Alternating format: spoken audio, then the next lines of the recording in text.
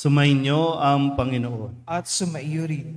Ang mabuting balita ng Panginoon ayon kay San Marcos. Papuri sa iyo, Panginoon.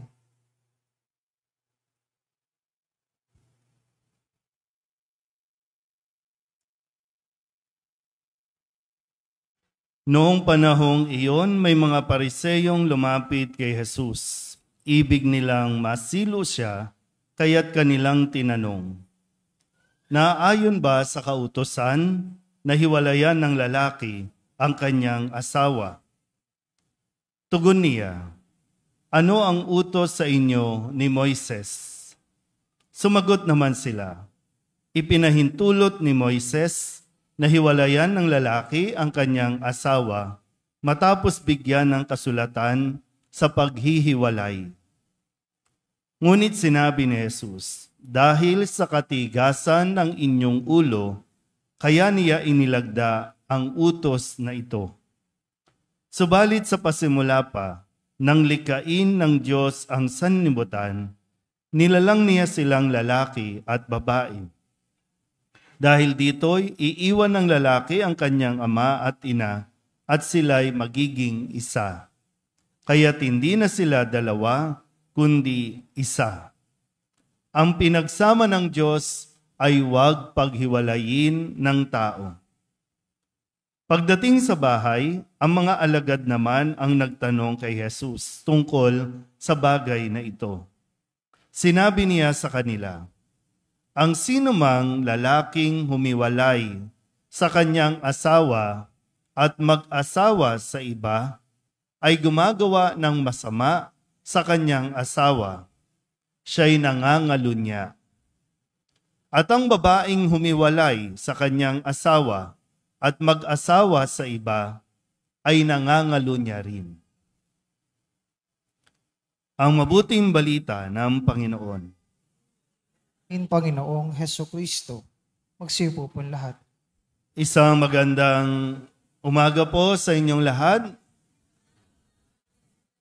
Tayo po ngayon ay nasa ika-27 linggo sa karaniwang panahon at mahalaga po na ating mapagnilayan at mapag-usapan ang tungkol sa batas o tungkol sa paghihiwalay. Marami po ang sumasang-ayon, mismo mga Katoliko ang sumisigaw na payagan na natin magkaroon ng divorce. Dahil sabi nila, nakakainggit naman, tayo na lang yung bansa na wala pang divorce. Kaya napipressure yung mga mambabatas natin, napipressure ng ibang bansa dahil siyempre ito ay bahagi po ng programa na pag sinabing programa ng ibang bansa, may kaakibat itong pera. Hindi lang sila basta gagawa ng batas. Kasi pag nakagawa ng batas na ipasa, may pera sila. Naintindihan po ba yon? Kaya nga crucial itong panahon natin ngayon. Yung mga pinupuntahan ninyong mga rally-rally, yung mga patawag na mga politiko. Isa nga, ang OA nyo, no? Magpa-file lang ng candidacy, may rally pa. May ati-atihan, may pabanda, magpa-file lang yan ng candidacy. At pagdating ng araw, ano ang gagawing batas? Magkaroon ng divorce. Kaya kilalanin niyo na mabuti. Ito bang sinusuportahan ninyo? Hindi ko nga alam kung sinusuportahan niyo ba talaga o dahil may kapalit na pera kapag nag-ating kayo ng rally. Naniniwala ba talaga kayo sa kanyang ipaglalaban at ipagtatanggol kayo o dahil may nagsabi na, pumunta kayo doon ha, ako nang bahala sa 500 ninyo, ako nang bahala sa pakain ninyo, may uniform pa, ako nang bahala dyan. Sabihin nyo nga sa katabi ninyo, Katoliko ka. Hindi ka mukhang pera, ha? Bihira kayo, hindi tayo matututo, no? Yung isang araw na paghahanap buhay, kasi magkano one day, di ba? 500, 1,000. Isang araw lang naginhawa, ubos na. Pero ang kapalit niyan, ilang taon. Kaya mag-isip kayo ha. Kung gusto niyong umatin ng rally, magpusa kayong umatin. Hindi yung dahil nabayaran o sinuhulan kayo ha. Panindigan nyo. Kung siya yung sinusuportahan nyo, panindigan nyo. Tama naman yan ha. Puntahan nyo yung kanilang mga patawag. Pero hindi dahil sa pera ha. Kasi nakasalalay dito ang inyong pamilya. Yung pag-aaral ng inyong anak, yung kalusugan, yung pampaospital ng inyong magulang, nakasalalay sa mga taong ito na nagsusumigaw. No? Kanya-kanyang posting na nga sila ng mga ginagawa. Mayroong dumalaw sa may sakit, mayroong nagpapakain, mayroong lahat na ginagawa nila ngayon. Noon ayaw gawin, ngayon ginagawa lahat. Sige. Punta muna tayo dito. No? Sabihin nyo nga ulit sa katabi niyo, huwag matigas ang ulo.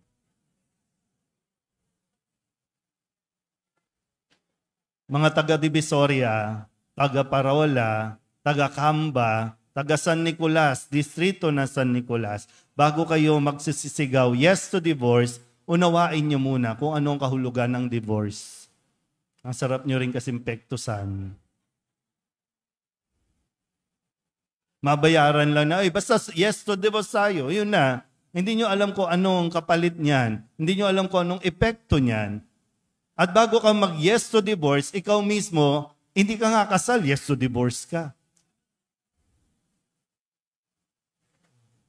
Ang usapin natin ay tungkol sa mga mag-asawa.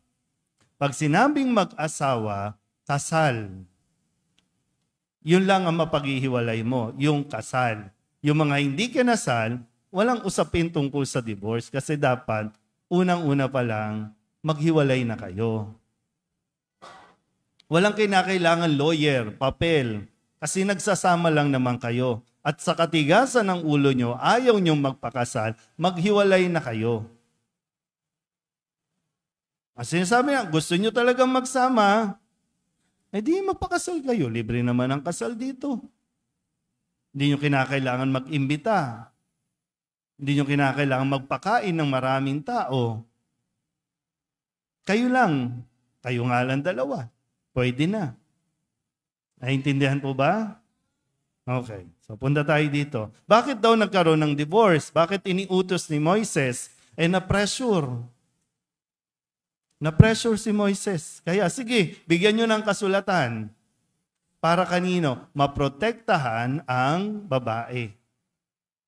Kasi pag hiniwalayan ng lalaki yung babae, paano siya mabubuhay? Kaya ngayon, pinapaliwanag ni Jesus, sa umpisa pa lang hindi ganyan.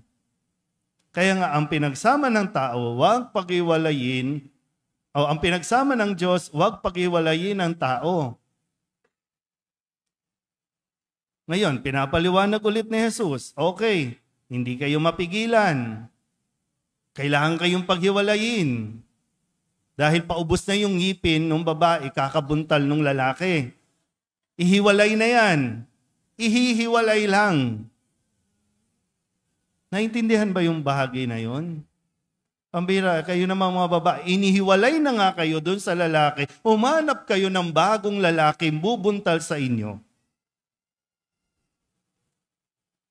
Ihiwalay lang. Malinaw naman to, oh. Huwag niyo sabihin na yung simbahan kasi gusto nila bugbugin kami ng bugbugin. Ihiwalay yan. Kasi yung lalaki may sapak sa utak. Kailangan iparehab. Ay kaya lang, hindi pa nagpaparehab, naghanap na naman ng kakasamahin. Yung iba namang kinakasama, yung mga babae, hindi rin nag-iisip, bakit ba ito hiniwalayan? Bakit ba ito humiwalay? Wala, patol lang ng patol. Linawin natin ulit, ha? Okay, hiwalay. Pero hindi ibig sabihin, mag-aasawa ka na ulit ng iba. Hiwalay lang. Kaya nga, ang sabi ni Jesus, tandaan ninyo, Kapag ang lalaking humiwalay sa kanyang asawa at nag-asawa sa iba, nagkakasala siya ng pangangalunya. At kapag yung babae naman daw hiniwalayan at nag-asawa, pumatol sa iba, nangangalunya rin. At ang pangangalunya ay isang kasalanan.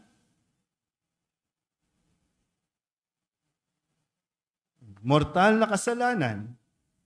Huwag nating i-justify na sinasabi na mabait naman po sila. Tumutulong nga po sila eh. Wala naman po silang ninanakaw, walang inaagrabyado.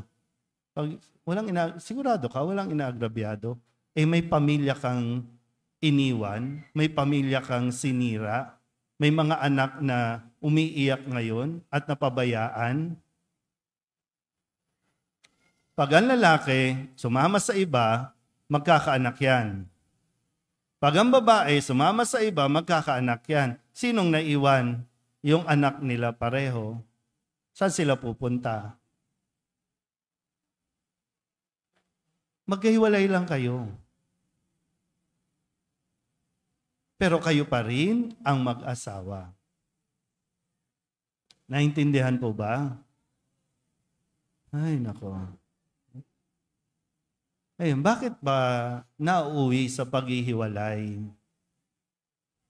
Bakit gusto yung mag-divorce? Alam mo ito mga mambabatas natin na nagsusulong ng divorce. Tabi-tabi po o bato-bato sa langit pero sadyang totoo naman.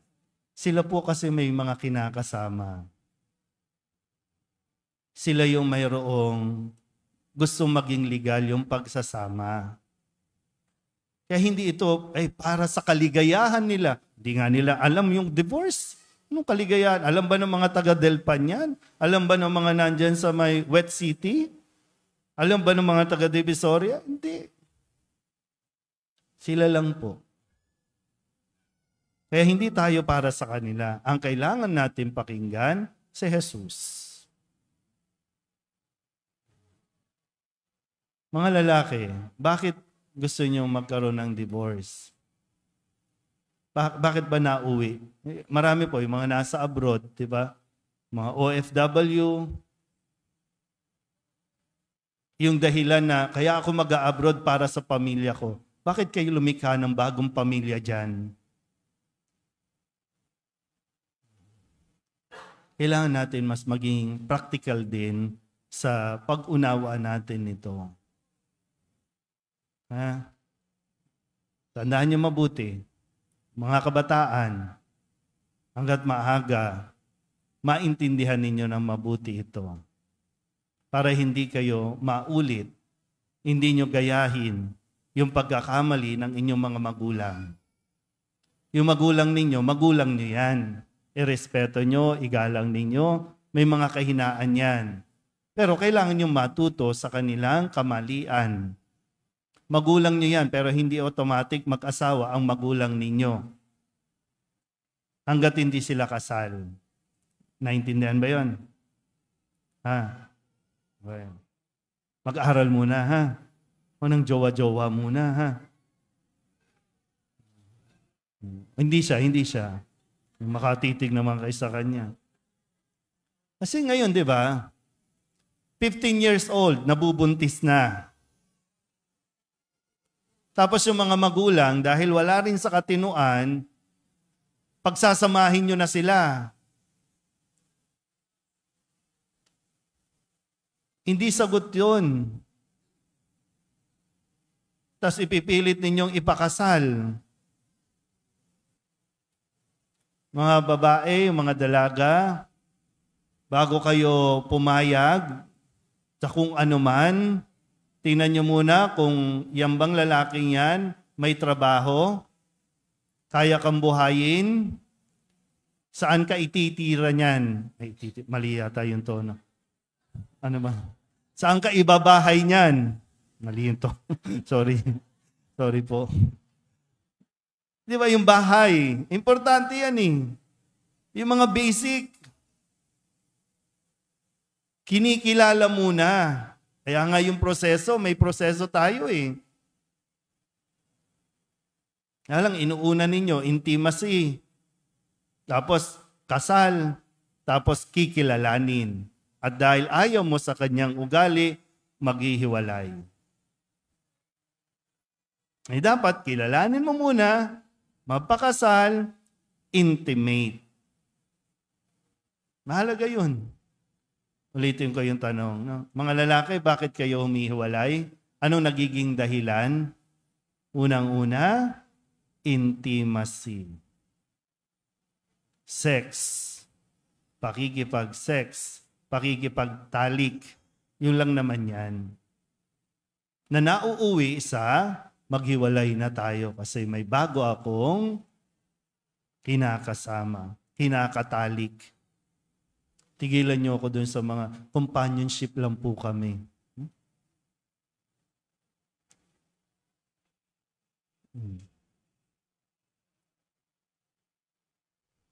Ano? Ang gagawin natin dito? Kasi alam niyo, pag nagkaroon ng divorce, pag sinabi natin divorce, no, pag divorce kasi, ibig sabihin may kasal, ha? Valid yung kasal. Tapos gusto nilang sirain. Ang mayroon tayo sa simbahan, annulment. Pag sa annulment, ibig sabihin, nadidiscover na sa simula pa lang, walang valid na kasal. Kaya walang kasal. Pero siyempre, kailangan dumaan sa proseso. Kasi hindi pwedeng, ayaw na namin. Sawa na kami sa isa't isa. Gusto na naman namin bago. Hindi pwedeng ganun. Kaya magdesisyon ka ng tama.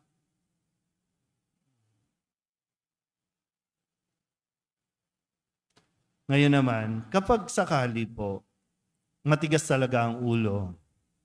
Humiwalay. Sa kasal ha, hiniwalayan ka. Hayaan mo. Hayaan mo yung kinakasama niyang mamoblema dyan sa asawa mo. Pero wag na wag kang papayag na magkaroon ng kasulatan. Let's be more practical. Para lahat ng karapatan sa iyo pa rin.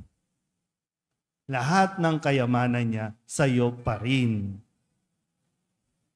Ikaw ang legal. Kahit saang korte kayo magpunta, yung kinakasama niya, yung kinabit niya, o yung kumabit sa kanya, wala siyang karapatan. At habang buhay siyang tatawaging kabit.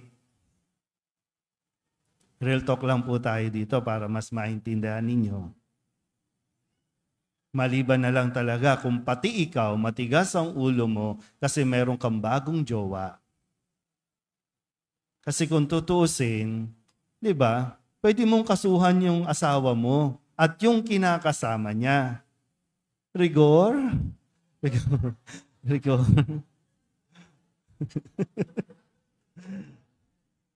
Ang liempo, rigor. Pwede mong kasuhan. Diba? Pero wag mo nang gawin. Wag na. I-enjoy mo na yung buhay mo. Kung nagtatrabaho yung asawa mo, ang sweldo sa iyo. Then enjoyin mo yung buhay mo. Magpakasaya ka. Huwag kang mabuhay na bitter. Pinagpalit ako Siguro ang pangit ko na. Oo talaga. Kasi pinabayaan mo sarili mo. Ang pangit mo na. Baka pwedeng ganun, di ba? Kasi yung nabubuhay ka, tapos magkikita kayo dito. Ewan ko ba, dito sa lugar natin, minsan parang normal na. Siya dati ang kasama, ngayon may bago siya din. O parang palitan na lang. Yung sakramento, kasagraduan ng kasal, ng pag-aasawa, tinatanggal natin yung kabanalan nito. Dahil lang hindi tayo nag-iisip. Kaya hindi yan pwedeng yung, mahal ko siya. Tumitibok ang puso ko sa kanya. Tigilan niyo ako, hindi kayo makakabayad ng kuryente sa tibok. At kapag walang pambayad ng kuryente, mas malakas ang tibok.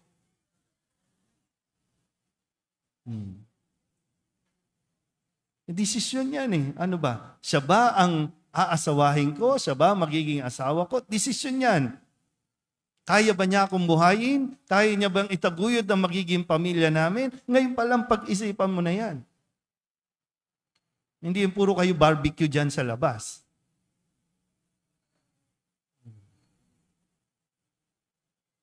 Kasi nakasalalay po yung kinabukasan ng mga bata na narito, mga anak ninyo, isipin niyo muna yan. Ha? Huwag yung puro sarili lang. Ha?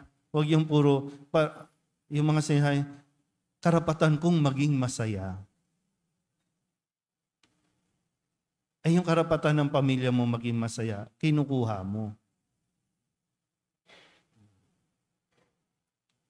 Huwag kayong tumulong sa mga showbiz, mga politician. Huwag ganun ang buhay. Magulo ang buhay. Isihan nyo lang, simplehan nyo lang. Minsan naisip ko, bago ikasal, kailangan dumaan sa psychiatrist o kaya psychologist. Kasi total, ang sinasabi ng mga naghihiwalay, gustong magpa-5, psychological incapacity. Syunga-syunga ka rin eh. Hindi mo muna inalam kung may tama ba sa utak yan. Tapos papatulan mo.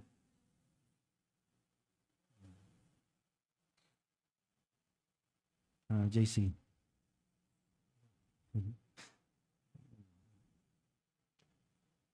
Tingnan natin ha. Next year, tingnan natin kung ilan sa inyo ang sisigaw ng yes to divorce. Madalas ko rin sinasabi ito sa mga ikinakasal ko.